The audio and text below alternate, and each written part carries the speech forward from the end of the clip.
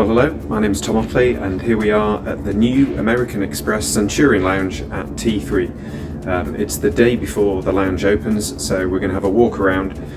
I'll take some pictures so you can see what to expect, and then hopefully give you some information that's useful for those of you who can get access to the lounge.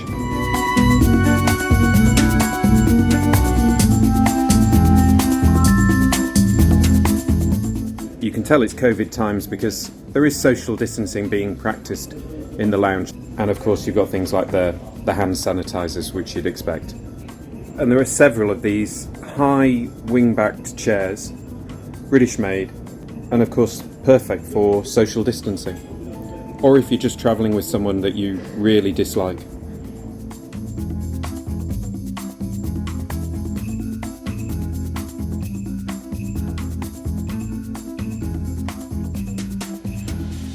This is perfect for anyone who likes making a lot of noise on the phone. Let's hope it's noise proof. And as you'd expect in a lounge, they've taken the trouble to put up the screen so you can see when your flight is departing, what gate it's on.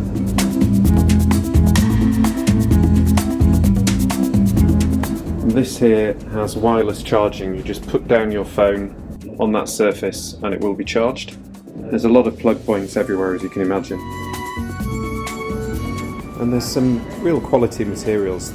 These tables, just like that large one we saw earlier, are made of British oak, with of course the charging points.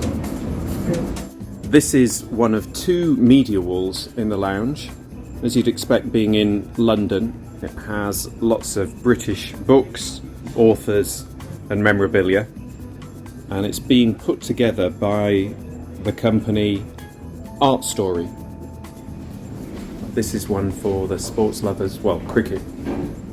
Anyway, you can get details of the artwork from the QR codes below, but this is a series of signed antique cricket bats, including proud Yorkshireman Len Hutton.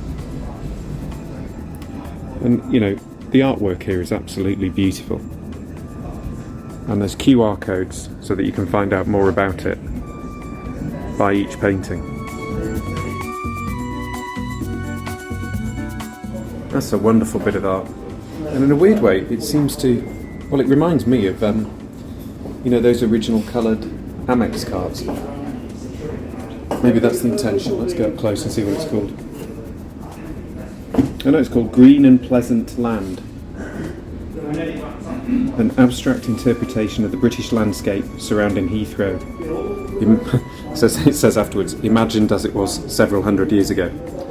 Yeah, I'd say that's about right. Do we recognise this building? That one's by Minty Sainsbury. And that's a very appropriate bit of art. Why? Well, because it's Amy Johnson. I like the description as well. It says above it, a portrait of Amy Johnson recorded onto the page where physical boundaries are unimportant.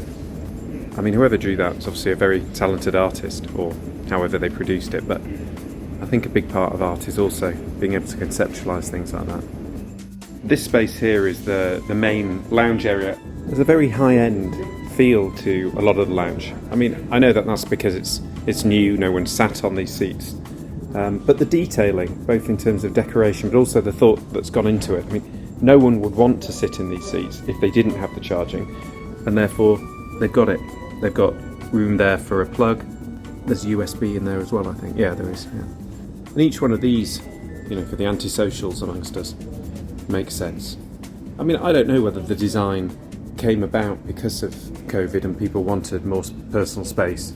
And you've got to fit more people in, but at the same time have barriers between them. But certainly this is a very elegant solution at this end. And I'm sure these booths will get taken up fairly quickly.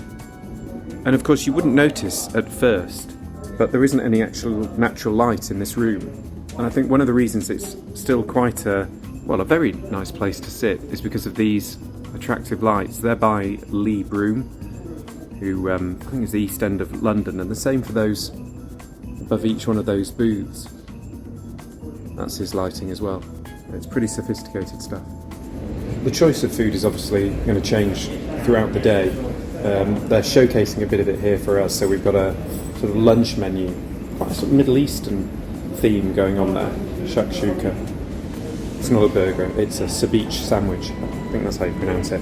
But then you've also got just breakfast cereals if anyone wants them, of course fruit. You may well have visited other Centurion lounges. There are over a dozen in the States, but I'm told this is the first time they've had a tea cart, appropriately enough, being in the UK. And this is going to serve boost energy shots, I think, in the morning, and then you can serve yourself tea in the afternoon. Or alternatively, of course, you can just head over there to the bar. Well, you see they've got beers on draft. That's Birra Moretti, Amstel and Beavertown Neck Oil Session IPA. They've got the full range, seems to me a fairly full range of spirits, so they can make cocktails and mocktails. No champagne, but it is a French sparkling wine, which is Blanquet de Limoux. I think I've had that at some point. See here the cocktail menu and the wine list. And these attractive bar chairs or bar stools are British made, and you can see if I show you that underneath you can even keep yourself charged up while you're having a drink. And here at the bar there's more of the Lee Broom lights overhead. The camera actually makes them look very, very bright, but they're more subtle than that. If you look at them, which obviously you wouldn't do for long because you go blind, they're like a tiny bit of light in the top and then this sort of crystal effect. They're very attractive. And then there's also, as you'd expect, toilets, stroke bathrooms, depending on where you're from. There's the wellness room, which we can just have a quick look at. I do like the way that the lights come on automatically, very green and energy saving. But as well as the wellness room and the toilets, stroke bathrooms, you've also got showers which are bookable at reception, so you might have a short wait, I guess, at busy times.